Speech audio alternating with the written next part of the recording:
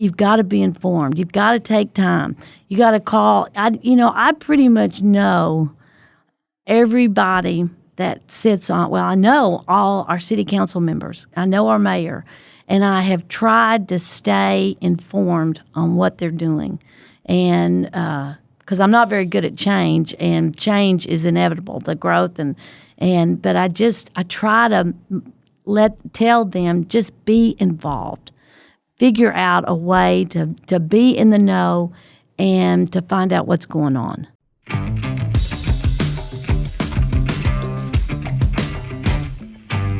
Welcome to the McKinney Podcast, the show that celebrates what makes McKinney unique by nature. This podcast exists to spotlight the people, the organizations, and the events that shape our great city. You can count on every episode to tell a compelling story and help increase your awareness and perspective on what's happening around McKinney. Your hosts for this fun-filled adventure are Fred Mahusay, owner of FredShots Photography, and James Jenkins, CEO of RiskWell. Connect with us on YouTube and on our website, McKinneyPodcast.com. Now, let's get into it. Folks, welcome to another episode of the McKinney Podcast. We celebrate what makes us unique by nature. And our guest, bonus, we have two guests here. And I'm just going to Petkovsek. That's it. That's perfect. Petkovsek, yeah. Okay. Just don't look at it and say it. Yeah. Okay. And it's not Bill. Jim. Jim. Why don't I go Bill? I wasn't even close. That's right. Because is it James legally and you go by Jim? Mm-hmm. Okay. How in the world am I going to forget that? Because my name is James. That should be but easy. you are not Jim. You blocked that out. You blocked that out. We do have a James in the family. He's brand new. Yeah. So Betty and Jim Petkovsek, and welcome to the show, you guys. Thank you. Thank you for asking us. Now, can I just tell you, you can probably commiserate with this because you're a little bit older than me and you go by Jim. What is it about guys that are at a certain age where they just automatically assume that if someone's name is James, they go by Jim? Because I don't know what it is. When I introduce myself to people that are in their 60s and 70s, 80s, or whatever, the number of times that I have introduced myself as James, shaking their hand, look at them in the eye, and they say, "Nice to meet you, Jim." And we're just like, I literally just told you my name is James, and you decided on your own that I go by Jim. It's like, where's the line where Jim versus James? The formality of James, they want to be your friend, or they want to be this, I'm guessing that they want to be this close friend of yours. Yeah. And Jim is the in. Okay. them. I can see that. Yeah. So don't be offended by it. Oh, no. It's more curiosity than anything. It's like, there's a line in the sand somewhere because someone in their 40s doesn't do that. They don't just automatically nickname you. There's something about the generation that came from, background or whatever. There's something that's like, if you're older than a certain age, you're going to just shorten it from like William to Bill or Billy or whatever. It's like, I don't know. There's a curiosity. And Fred's like, good Lord, are we starting the episode like this? No, I can relate to that. Our oldest son is Anthony, and when he was born, he's named for my father, who was Ariston, but he went by Tony. But everywhere we introduced him to, there was the grandparent. Yeah, I'll just say, it's the grandparent stage. It's like, oh, your son's like, yeah, it's Anthony. Oh, look at Tony. And I was like, who's Anthony? No. Anyways, Betty, Jim, with apologies. I mean, no disrespect. Your wife's the star of the show in this episode. I know it. No, How proud of her I are am, you? and she won't pat herself on the back. So that's maybe what I'm here for. When Betty, I will elaborate maybe when she won't. I don't mean to tell too many stories, but you emailed yesterday, was like, I don't really know what this conversation is going to be like. Do you mind if I bring my husband? And I'm like, do I mind? I would love for you to bring your husband. I'm sure he adds a whole bunch of flavor. In my head, I'm thinking, I bet he's your biggest cheerleader, Betty. Let's be real. He is. He's my stabilizer. There you go. She does sometimes bite off more than she can chew. Man, Fred, hit him with that first question. Let's get Betty started. When your feet first touched the earth, where was that soil? What state was it? McKinney, Texas. I was born in the hospital that is on College Street in McKinney. and in 56. So it was here. It was here. McKinney was a different place, but Wow. yeah, it was here. I told you she was royalty. Yeah, no, she's like Tell legitimate. him your mother rode a horse to school. No, I didn't. No, yeah, I guess. So If you'd been here for too much longer, your last name would be McKinney. That's right. And you'd be one of Colin's nieces or That's right. granddaughters or something. Well, in fact, we live in the house that I grew up in. Now, we moved around, but we have ended up in the house that I grew up in. But, I had a very simple, wonderful childhood. McKinney was small town. And my dad had the local pharmacy. The first pediatrician from McKinney and the only pediatrician lived right next door. And so, it was a great childhood. I had my sister Becky. I thought we just had a really good. McKinney was a great place to grow up. So where was your where did you go out and play? What is built there now? Louisiana Street. Because it was two-way and it was not, the creek runs by this house. There's a creek. We played in the creek, and there was no traffic on Louisiana Street. We played until dark. We played a game called Murder in the Dark. Yep. And The we kids just still play that game. Yeah. Yeah. It's basically glorified hide and seek, right? Well, that's true. That's true. But it was just a great place to grow up. Yeah. And I went to. I graduated from McKinney High School in 75, and I went to University of Texas, which was my parents were very upset about because, Austin was big and University of Texas was crazy. And I think I was supposed to go to SMU, but I ended up going to UT. So were you on campus when they had the sniper from the bell tower? No. I'm not sure. I was there in this I think I graduated in 75, so I was there in 76. I think that happened in the late 60s. Okay. I didn't know exactly when it was. It was somewhere in that the era. tower was still locked. They wouldn't let people go up there, because okay. they closed that off after that happened. Yeah. And I think that was one reason why my parents were really upset about me going there. Well, because back then, McKinney was what, about 12, 13,000 people? Probably. Yeah, it was. I think when I graduated from high school, it was around 16,000. Okay. And then when I came back, it was only like 17,000. When I graduated from pharmacy school, and, it had only grown by about 1,000 people, I believe. I think it was 17, maybe a little over 17,000. So it really had not changed that much from 75 to 80. Hadn't started. The growth had not started yet. Oh.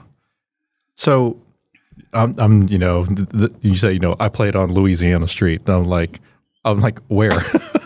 in the street, I'm the sure. street, Fred. But what is currently built there now? If you can think, this, because of course, I know that you were younger then, but what establishment is there now? Neighborhoods. It's still a neighborhood. It's still, yeah. Really, the neighborhood has not changed that much. Houses. I can look at the houses because that's in the historic district. So I can look at the houses and still, call, that's where the Houstons live. That's where the Joe Bob Young lived. Those houses are still there. The only thing that has changed is that it's a one-way street with a high volume of traffic, and they're all going to the downtown square, which is wonderful. That's a good thing. There was a time when our kids were in high school or grade school, and the square was just, there wasn't hardly anything down there. And closed up. Yeah. And there was one restaurant. Would you face the mic when you're talking? I'm sorry. There was one restaurant that we would go down there, and but it didn't last because it was way before, people would go down there to eat. So that's a good thing that you see that many people going down, wanting to go down there. But there's really, it's very much the same. The neighborhood has really not changed that much, except for the traffic. So, but we had my mom and dad, they were, I never realized I had such a great childhood, and they didn't tell us anything that was going on that might have that might have upset us. And I was thinking about that because my dad ran the pharmacy. We had one pharmacy downtown. They eventually opened another one out on 380. But he was on the school board in the 60s. And I never realized that my dad was the one when they decided to integrate the schools. My dad was the one that made the motion to do it, which was a huge, to me, that should have, that would have been a huge deal, you know. But I didn't realize that until after I came back from college, and I don't even know how that conversation went.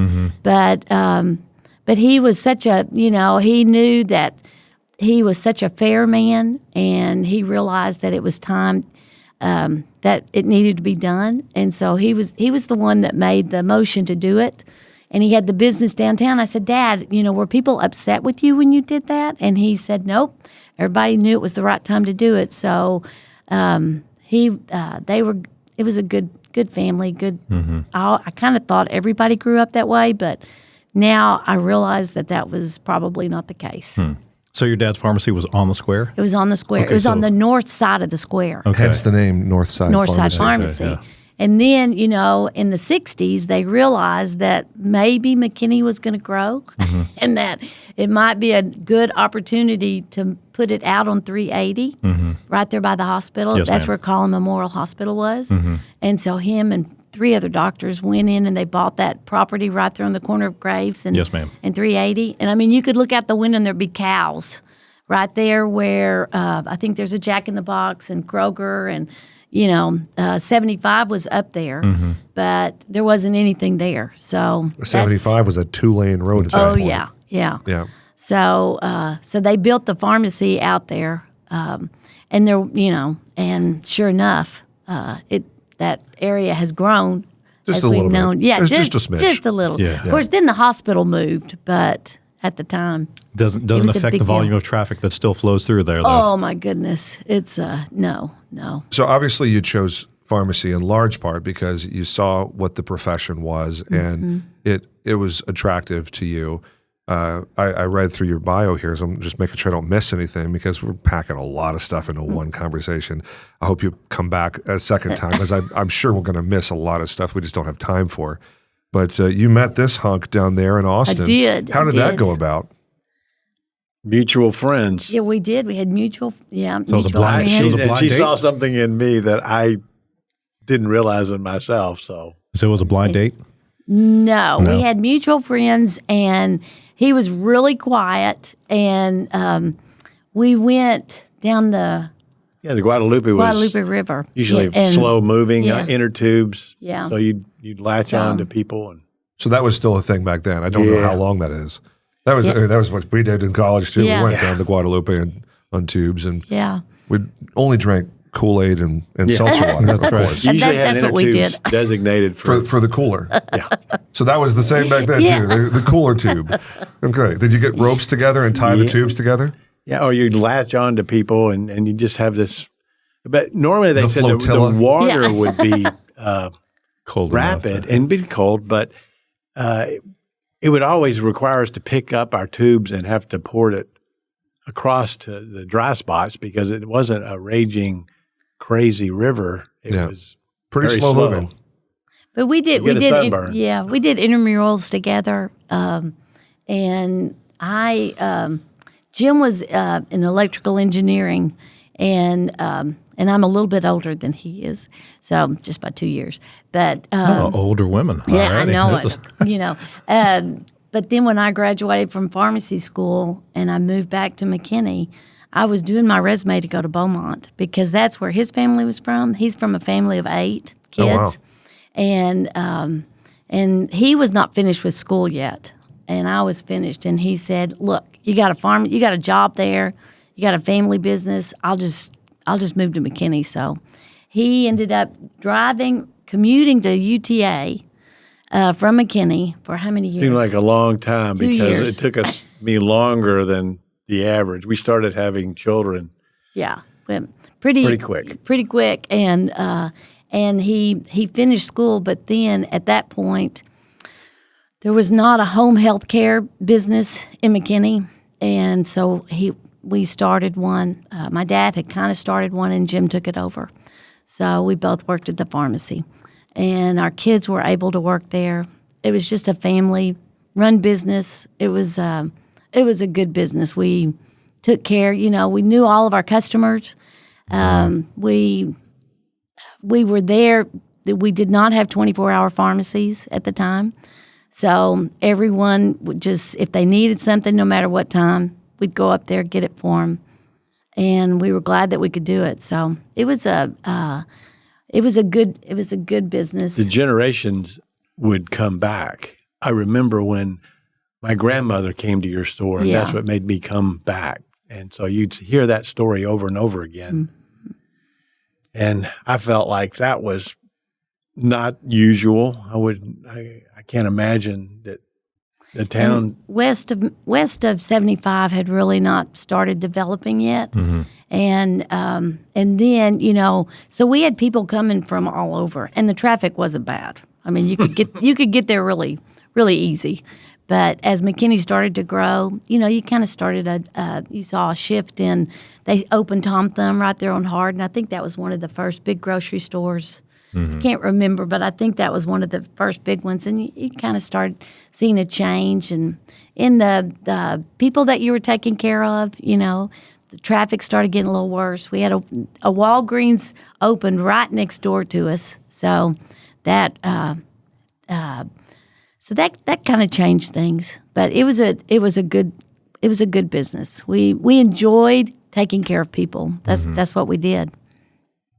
It had to have been very refreshing and personal and intimate to be doing that kind of business back then. It was. When all you've got is a phone and print advertising and billboards. Yep.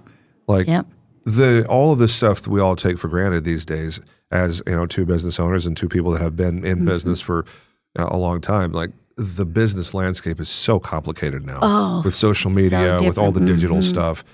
I don't want to oversimplify it because it was still hard back then. It was very difficult. You still had branding and you still had to represent your company well, but there was only 3 different channels. You had print, you had billboards, you had telephone, you had the yellow pages, and that was it. If you're not advertising on radio or advertising on there was only 4 or 5 television channels in the 70s. Yeah. It was a very different era to do business very, in. very different. And it was your business was generated by the doctors who knew you, and you knew all the doctors. When you got to a level that McKinney grew to a point where we didn't know all the doctors, that's when you felt you had to reach out. You had to go out and try to market yourself. But you didn't. We didn't for the majority of. Well, you're a second generation. Yeah. You walked into an entire network of business walking in the door because your dad had done a great job. Yep, that's right. So how did you guys exit that? Because there's so much of your story that happens after you're no longer in the pharmacy business. How did you guys decide, you know what, it's time to stop doing this, let's go do something else instead? That was a really difficult decision because, it was a family-owned business.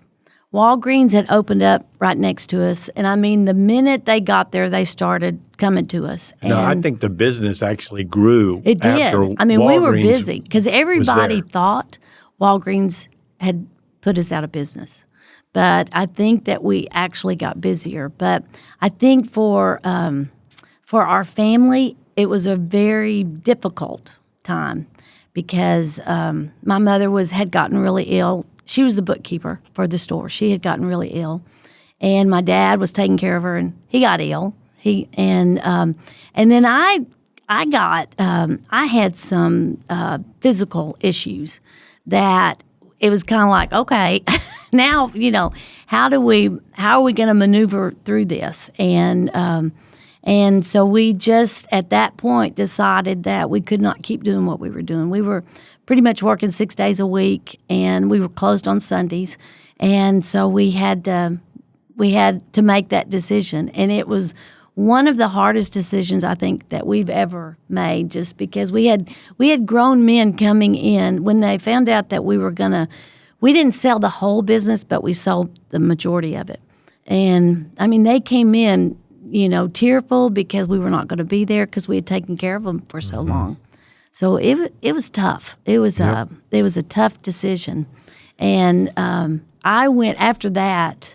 Well, Jim, we kept it going. We kept the home health care part going and the compounding part. Business that was thriving.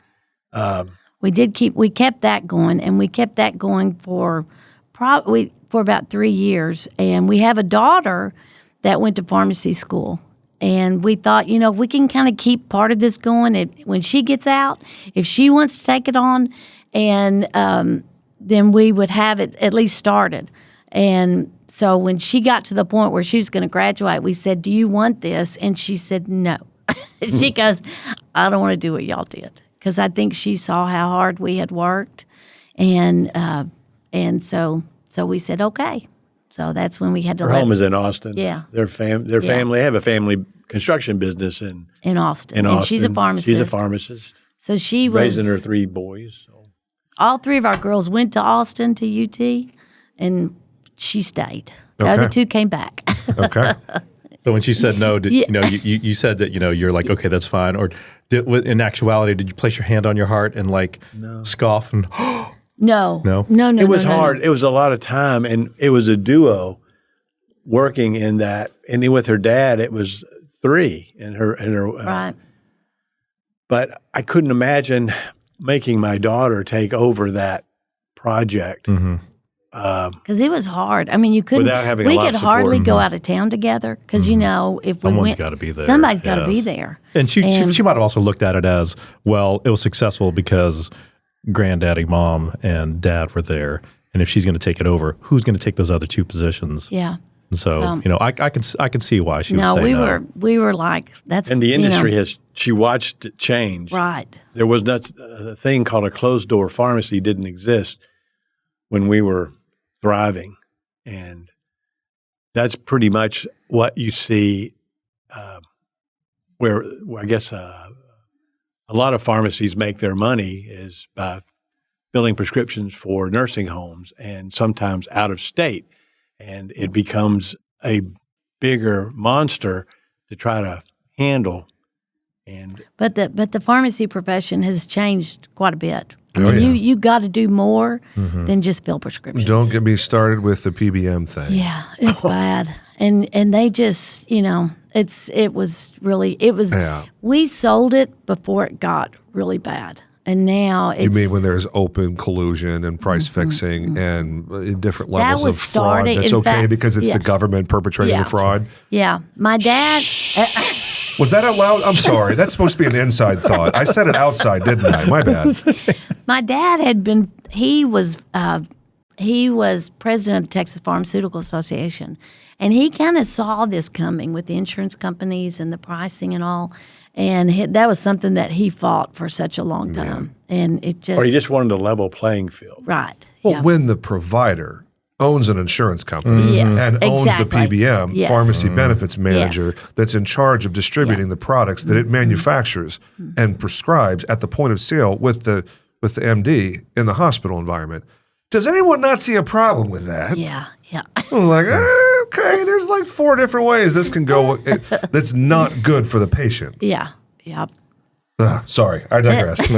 That is one thing that it just really and I me. think you're seeing a lot of independent pharmacies disappear. Sell out because they get a huge offer that they can't turn down because the family-run business gets a 8-figure check or a large 7-figure check, and they go, I can't turn this down. Right. I have to take this money. This is generational money. Like, this is my grandkids feel this money. I was like, ugh. How are you supposed to take? You can't turn that down. And I say that as a business owner. If somebody came along to me right now and was like, James, I'm going to give you $20 million to sell me your company. All right. When do you want it? You can have it right now. So for our listeners out there, if you happen to have 20 mil and you're looking to buy a business. Now, 18 mil probably won't do it. But 20 might. Oh, I digress. Okay. So at what point, when was this? What year was this? I'm trying to put this in the chronology. This was before school board. 2000. Well, no, it was during school. I got on the school board in 1994, I think. This was around 2007. Oh, so you were already off the school board at this point. You served for 12 years, no, right? I got off. Let's see. I got off in 2007, I think, but it was right around the same time because in 2007, my mother died. We sold the pharmacy, and I got off the school board. Oh, wow. And it was like within 2 months. In fact, my reception for getting off the school board was the day my mother died. So all of that happened at the same time. Wow. So, life kind of changed Wow. right Quickly. then. And it was a hard time. Wow. Because I thought I would work forever. I thought I would have that pharmacy forever. I thought I'd take care of people forever. And it changed pretty quick. Fred, did you have a terrible 2007? I don't even remember 2007. I'm going to be honest with you. Say, my 2007 sucked for me too, in different ways. I failed organic chemistry that year, lost my dream of being a surgeon, had a girl break my heart, and It was a hard year, I got wasn't it? fired from a job that year that I really liked. 2007 sucked for me too. Not to did. the degree it did for you, but overall, it's like I don't know what was in the water in 2007, but what a crappy year I that don't know, was. but it was not. It was a hard year, but anyway, it was. We got through it. We got through it okay, but it was big changes. Big changes. We stayed busy. I was busy. She was. I was trying to figure out what am I going to do with my time because I don't cook. I don't remember that time. I do. I remember it very well because I thought, what am I going to do with? I walked out that door and I thought, what am I going to do with myself? Because I don't cook. I'm not a good, I don't do things around the house, and so it was at that point, I was off the school board, which the school board had taken a lot of time, which I loved being on the school board, but my kids were off. My kids were gone, and I felt like it was time for me to move on to something different. So that's when I started trying to figure out what am I going to do, and I just started looking for ways to be involved. I just started. I thought I can't stay at home, so I'm going to do something. And so I think at that point, I just started signing up for places to volunteer, like Samaritan Inn, Meals on Wheels. Just started, just looking for things to do, and it. I don't know. That's how I feel like that. Just doing that got me to where I am today. Just trying to plug in because there's so. Of course, we didn't have as many nonprofits in McKinney as we do now because we have The most per capita We of have- any city our size in the country. I don't know if you knew that. I did not know that, but I know that there's a lot out there. Yeah. We are the nonprofit capital of Texas. We're the nonprofit capital of the country.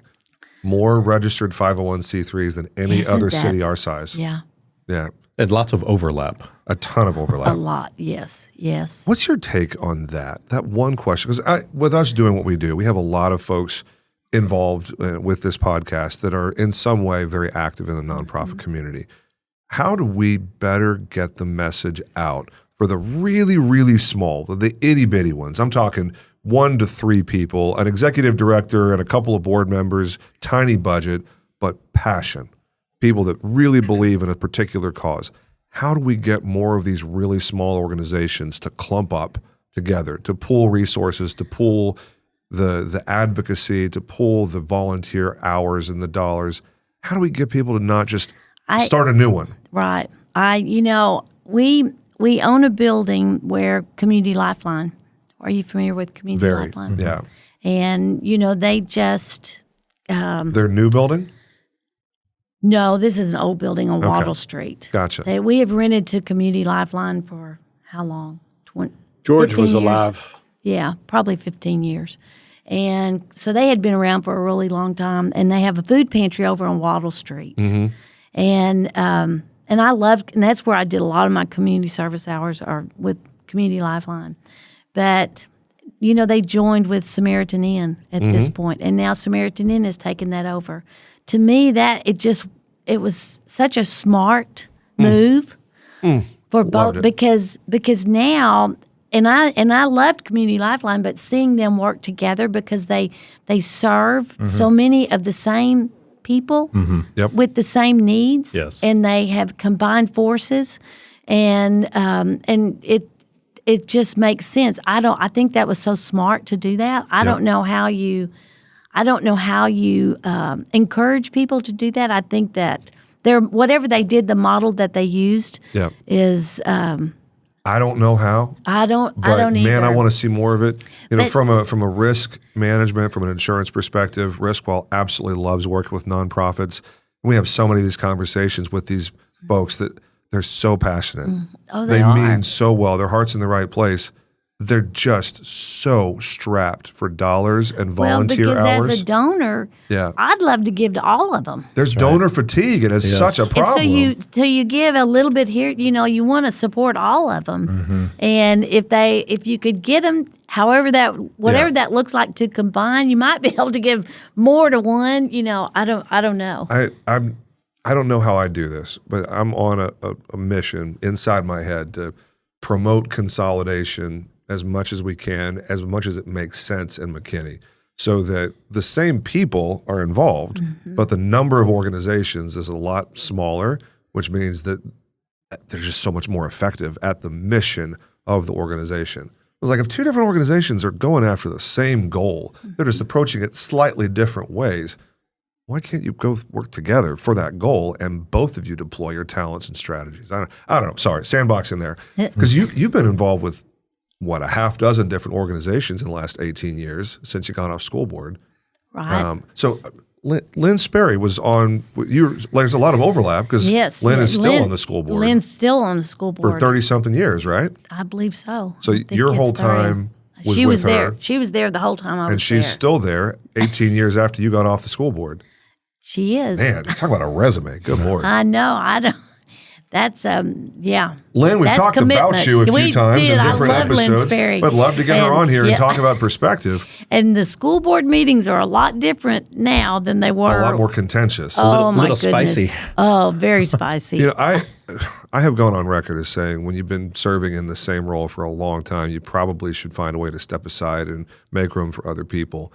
I've probably been doing Lynn a disservice, and I'll just say, hey, Lynn, we'd love to have you on and talk shop and hear your perspective. Gosh, 30-something years on the school board. You think Lynn probably knows something that we don't. So, I mean, I think it's good to have consistency on there, and Lynn definitely brings that because she has seen a lot of changes. Well, she's been around for the entire career of Sean Pratt. Who's now superintendent. Who's been in McKinney ISD for 30-something years himself. But that's not their interview; it's your interview. So let me. Jim's like, "Where are you going with this, James? Get back and talk about my wife some more." Where do you want to go? What do you want to talk about? Fred, you got any questions here? Because we can go like 3 different directions for the rest of our time together. I do, but like right now, career-wise and goal, I think that's the hot topic, burning question because some people will look at you and say, "Well, you've been there, done that." Are you going to go back for a second ride or, are you going to invent something new? How do you, at this stage in life, get up in the morning, have coffee, read the newspaper, and then conquer something else in McKinney? I think right now, I'm just having a good time. We have 8 grandchildren. We went to Austin last weekend for 24 hours and came home. I mean, because now we can do it. I feel like that my volunteerism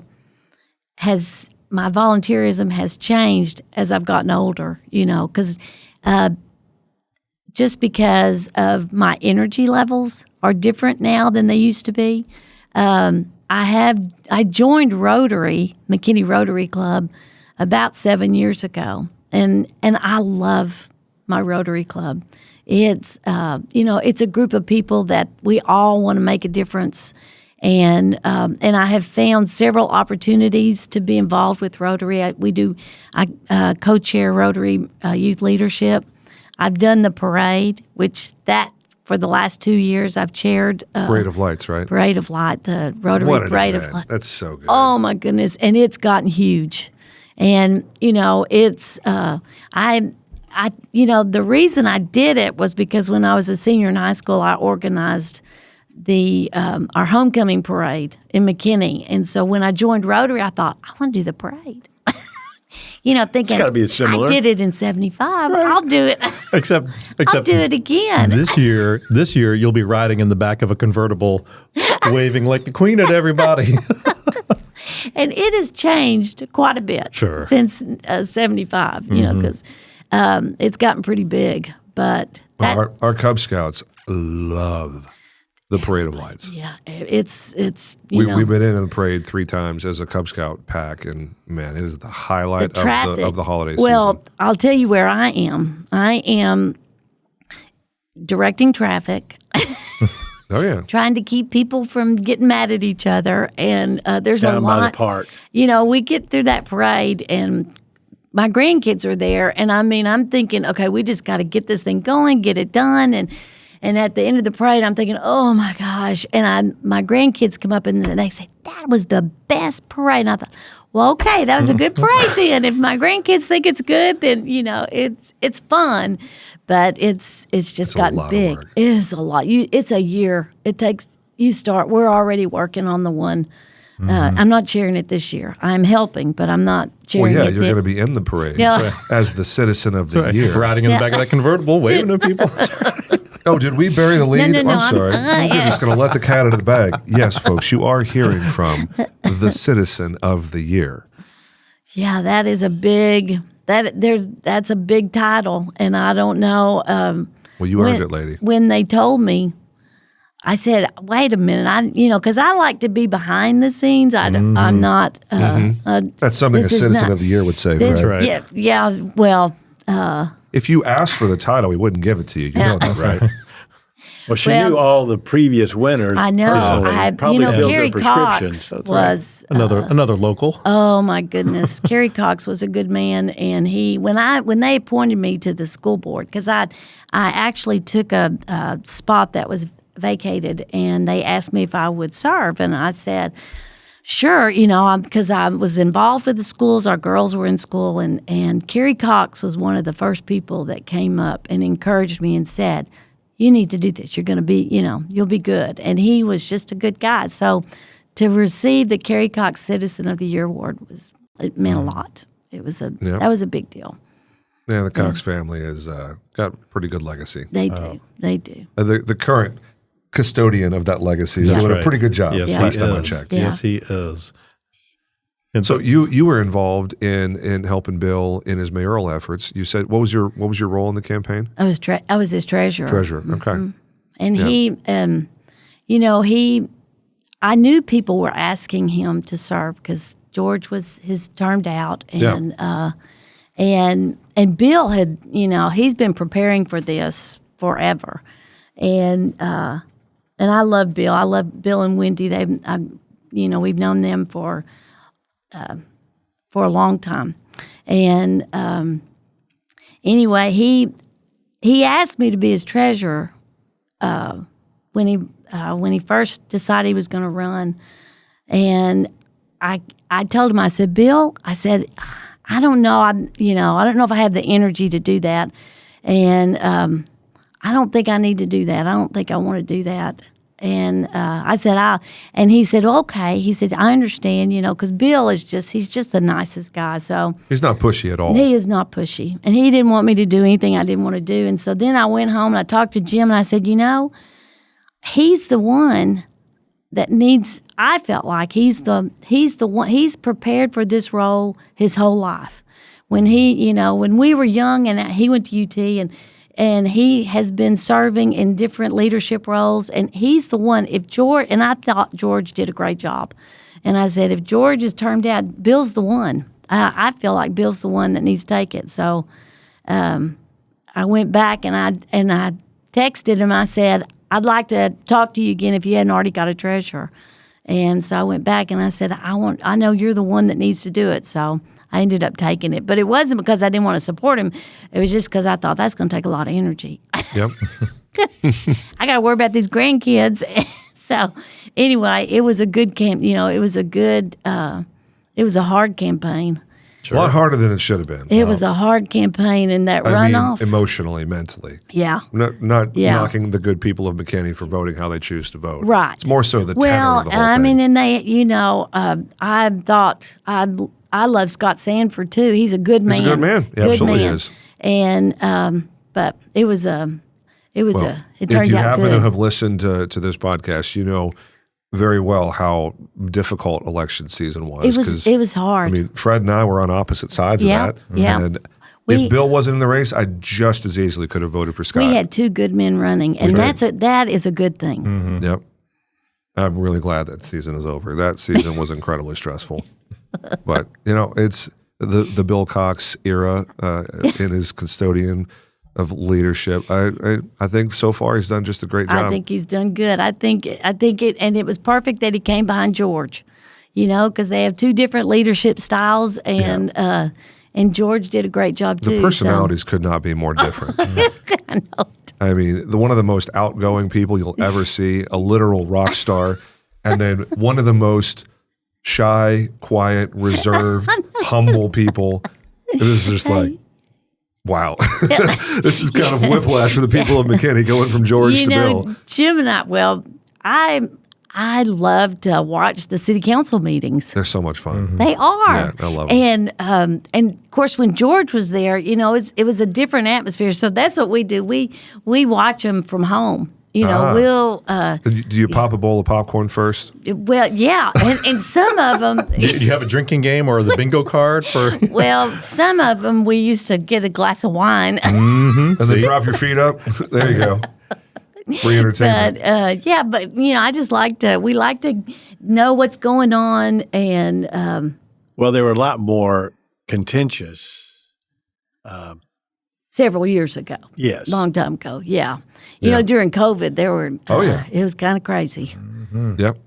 And I started paying attention right about when we moved to McKinney. Brian Loftmiller was mayor at that time. Brian did a good job. And it's very interesting. The longer I'm in McKinney, the more perspective I get. Because at first it was like, this city's crazy. These people are so engaged.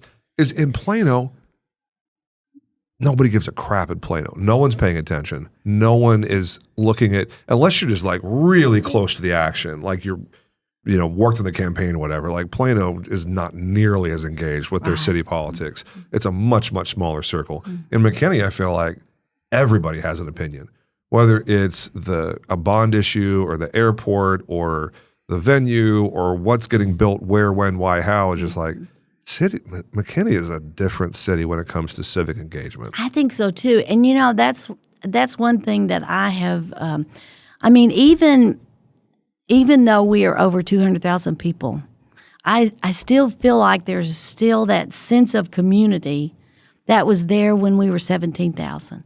Now, it's changed, but I think that there's still that connection, and people just, I don't know.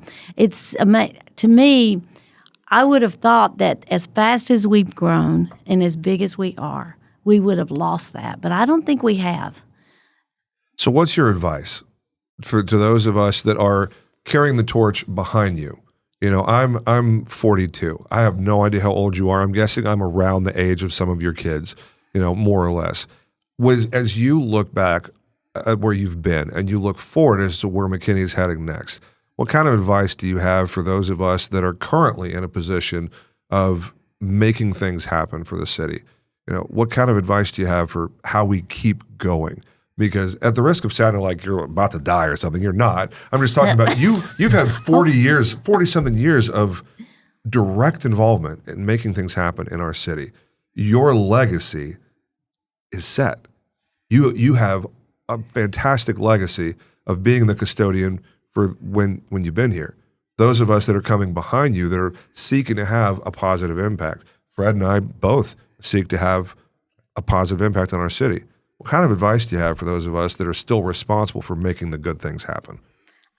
I don't know that I have that. I think with my kids, sometimes I drive them crazy because, Rebecca lives on Ridge Road, and across the street they had before they built those houses across from I don't know, across Ridge or they had a P&Z notice over there, and I think they were talking about how big the lots were going to be or how many houses they were going to be. And I said, Rebecca, you got to find out what's going on. You've got to stay informed of what's going on because it's these kind of decisions that are going to make a difference in your house and the value of your house. Yep. And you've got to have input. And I think that that's what I have tried to model is that you've got to be informed. You've got to take time. You got to call. I pretty much know everybody that sits on, I know all our city council members. I know our mayor. And I have tried to stay informed on what they're doing. And because I'm not very good at change, and change is inevitable, the growth. But I try to tell them just be involved. Figure out a way to be in the know and to find out what's going on. Because it's easy. You just got to do it. Yep. You've just got to, Jeray Feltus is she's our representative. And I email her, I text her, I call her. And I try to call her when she's on her way home from work so I don't take time away from her kids, But she's so good. And she, you ask a question and she'll get the answer. And when she was running, when she was going to run for city council, I didn't know her. And it was right during COVID. I think it was around COVID. We had not because my dad was 93, lived with us, and we didn't let anybody come in the house with him just because of COVID. And when she was running, I didn't know her. But I went up and introduced myself, and I just knew that she was when I first met her, I knew what a quality person she was. Yep. And I said, would you like to have a meet and greet? I'll have it at my house. And so I went home and I told Jim, and he goes, we don't let anybody, we don't let anybody in the house. I said, I know, but she's different, and we'll do it outside. We'll do it, on the side patio. We had done some national night out in our yard. And I said, we're on the middle. It's Louisiana Street. You got 18-wheelers going up and down, going towards the square to deliver food. But I said, we'll just do it we'll do it outside. And so, it was the best. It was one of the best decisions. I think Jim thought I was crazy. And I said, we'll keep Dad in the house. But it was a good thing. But I just think that you've just got to make an effort to stay in touch. I didn't know we were, both members of the Jeray Feltus fan club. Oh my goodness. Yeah. She's good. I love her. She's so good. My dad did go meet her. And he wandered out the house. He did, because I said, you got to stay outside because, I don't want you to get around people. I think Jeray came up and spoke to her. But he had to go out there and meet her. And later on that night, he said, I can see her being mayor someday. I said, I know it. She's a good. If you had her sitting right here, she would be going, mm-mm. Oh, yeah. I told her that. I said, my dad thinks you're going to be mayor someday. She would say flat out, no, thank you. I don't want that. Yep, I think she would. But she's mayor pro tem. It's like, Yes, you're one step away when Bill's not in the room. Sorry, Jeray, you're mayor. Deputy mayor. She does a good job. We have a great council. I mean, we really do. All 7 of them. Yep. You get them, all 7 of them, in a one-on-one conversation. It is so obvious that they care. They do. That they're plugged They in. do. They are available, accessible. Folks, let me just look right at the camera when I say this. If you think that your city council and your leadership from Paul Grimes all the way down don't care what you think as a citizen, you're dead wrong. Right. All 7 of them care what you think. And if there's a problem that you need help solving, go to McKinneyTexas.org and look and see who your council person is for your part of city. You got 2 at large, you got 1 for your district, and then, of course, Bill as mayor. Yep. So you basically have 4 people of the 7 that are at your disposal for whatever's going on. If they don't know the answer, I can guarantee you they know who knows the right answer. So there you go. There's your PSA for the day. There you go. Yeah. What else you want to talk about before we go? We're about out of time, about 50 minutes into this interview. What's on your mind? Fred's going to ask you whatever final question or 2 he's got. He's going to hit you with that final question. The final question. But whatever's on your mind, is there something you want to share from an event, from anything that's on your mind, anything you want to promote while you're here? What do you want to talk about? What are we going to promote? I'm silent. I have Okay, well, I do have okay, good. Come up with a question here. because I don't know. This is what I know. So Guadalupe River, floating, all the things. How long have you been married now? Well, it'll be 45 years, June the 6th. 45 years. You came to McKinney. You started your family. You finished school. You raised your family here. And in 45 years, you probably faced every kind of trial that a husband, wife, mom, dad, business owners can face. And when I ran into you in the hallway before coming in, I was like, you sent off that vibe like we're a couple. We're not just a couple, but we are a firmly bonded together couple. Just speak a word of encouragement to younger families who, they're at whatever stage in life, and I mean, obviously very busy.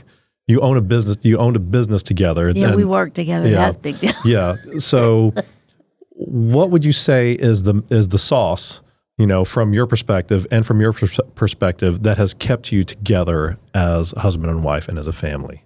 Who wants to go first? Well, I thought I was in love with her 45 years ago, but now I didn't know what love was. It's a matter of sacrifice that you give up of yourself, and Betty does that. And shows how to do that. She gives up her time and herself.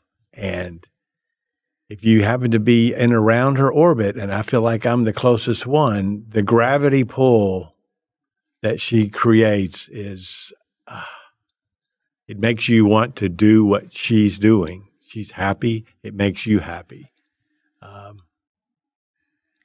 I think when we first got married, we had a lot of our friends that were going through divorces when we got married, and we'd have an argument, and then I'd say, "I'm scared we're going to get a divorce," and Jim would say, "We are not. That is not an option, and we're not going to get it." He threatened to go to your mother's house. Yeah, yeah, but then my mother loved him, and she'd say, "No, you can't come."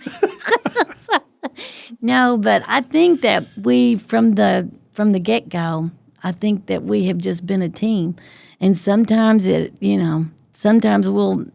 not good, but we have, for our girls, for our kids. I remember that there was a speaker that came to McKinney High School when, I don't remember which daughter it was, and he told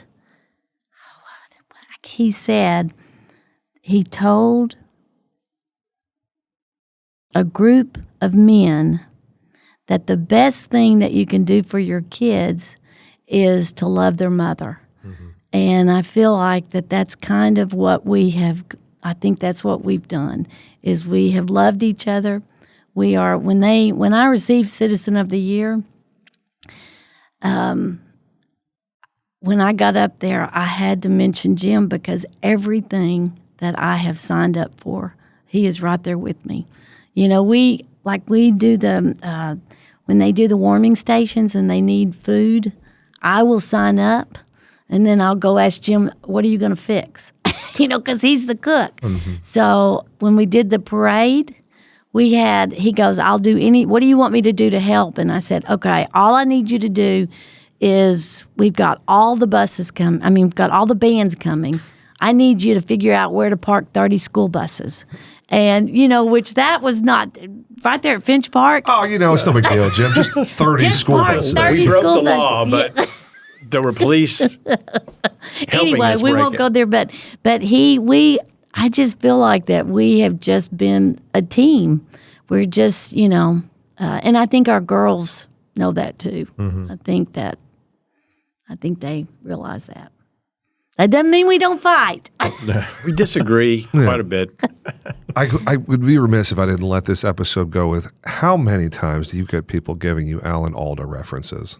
Oh, I like Alan Alda. From MASH. Your energy, the way you're just giving so much Alan Alda energy. I'll take that with a positive. I mean it as a big positive. It was like the way he kind of like smiled at you. It was like, goodness, he looks so much like Alan Alda right now. Thank you, Dad, for introducing me to MASH. I wasn't old enough to walk, and I was watching MASH on TV. It's right in my wheelhouse, too. Yeah. Fred, you ready for that final question? Absolutely. All right. So no conferring with each other, and you each get to answer.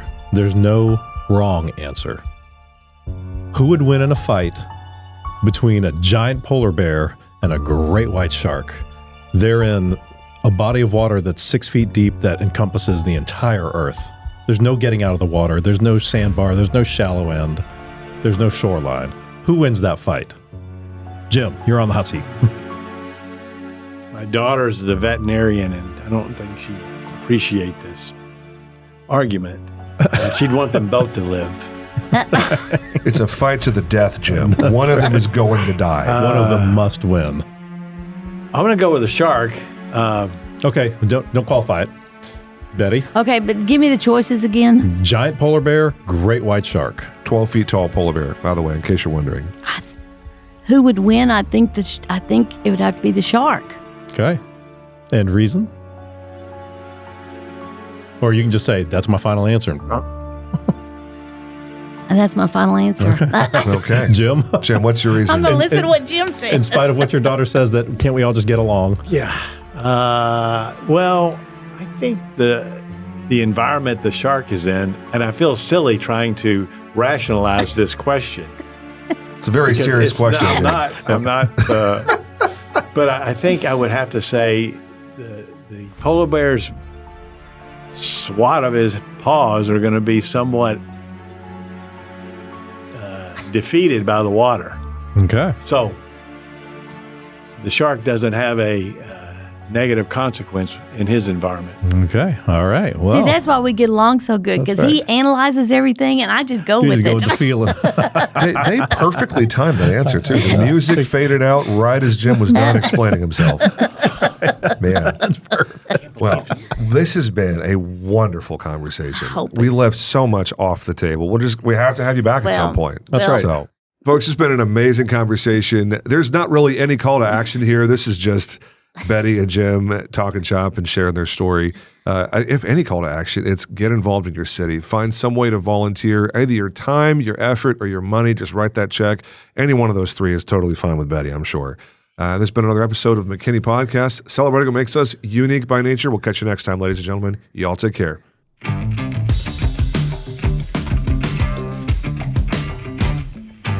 Thanks again for listening to and watching the McKinney Podcast. We drop a brand new episode every Monday morning. We'd love to connect with you and hear your thoughts, suggestions, and guest recommendations. You can message us on Facebook or send an email to us at mail@mckinneypodcast.com. This entire production is a passion project for James and Fred and our lovely wives, Elizabeth and Allison.